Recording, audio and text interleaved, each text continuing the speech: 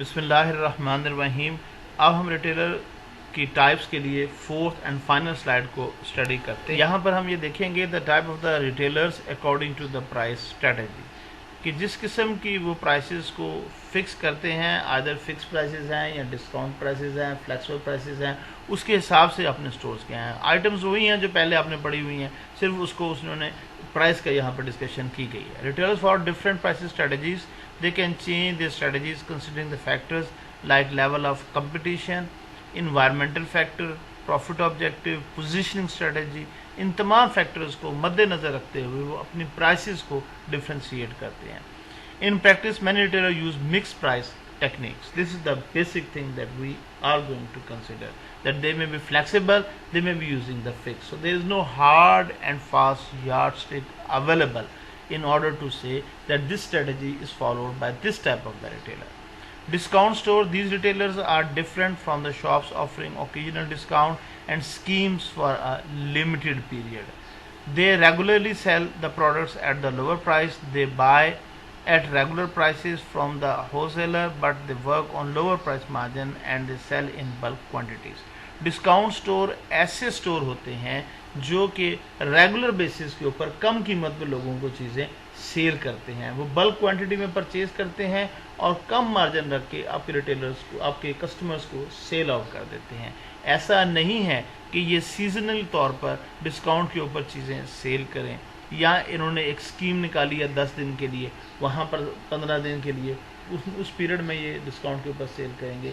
ये regular basis के ऊपर डिस्काउंट के ऊपर अपनी चीज़ें जो हैं वो सेल करते हैं। So they are termed as the discount. They sell the standard product at the lower price. Many people have wrong impression about the discount store that the quality of the product sold is inferior. चूँकि वो कहते हैं जनाब अली कि इन्होंने seasonal नहीं बेचना, इन्होंने जनाब अली एक स्कीम निकाल के नहीं बेचना, लिहाजा इनकी प्रोडक्ट की क्वालिटी के ऊपर कोई कंप्रोमाइज़ नहीं होता।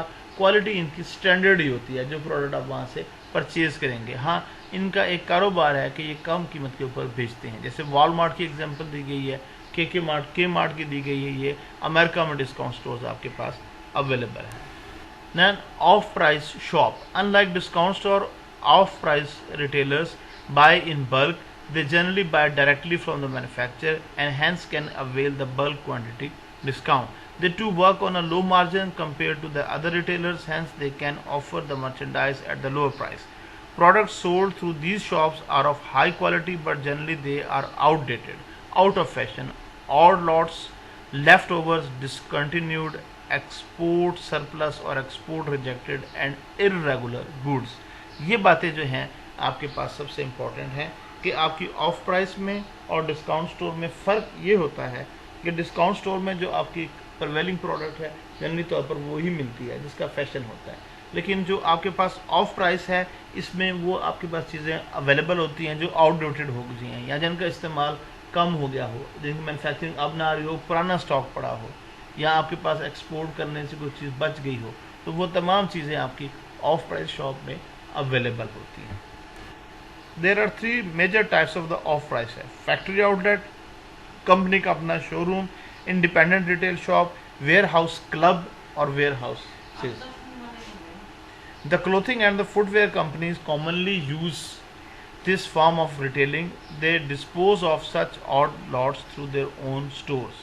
For example, there is Reebok, there is Nike, there is Bata. ये तमाम जो हैं अपने आउटलेट से ही अपना आउटडेटेड स्टॉक जो है वो बेचते हैं या बच जाए जो स्टॉक उसे देते हैं।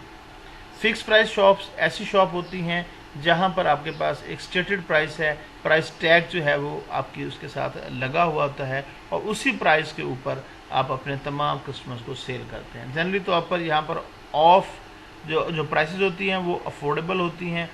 ये अपना शॉपिंग टाइम रिड्यूस करते हैं और एफर्ट करते हैं कि लोगों को प्राइस टैग के बारे में बताएं, मुकम्मल इन्फॉर्मेशन दें, और there is no we can say the negotiation regarding the price. Now this is the last classification, that is the classification by location.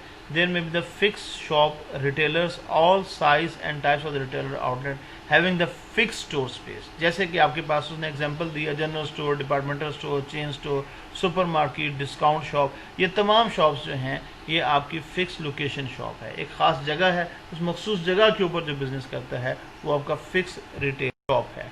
और मोबाइल शॉप, यहाँ आपके पास जो है वो मोबाइल रिटेलर्स जो हैं they don't have any fix location for the retailing. वो घूम फिर के जो करते हैं, जैसे हॉकर्स है, पैडलर्स है, स्ट्रीट वेंडर है, गलियों में फिरने वाले, स्टॉल एग्जीबिशन वगैरह में लगते हैं, उनकी जगह नहीं होती, जब एग्जीबिशन ख़त्म होती है तो स्टॉल भी ख़त्म हो जाता है। तो ये तमाम आपके मोबाइल रिटेलर्स कहलाते हैं।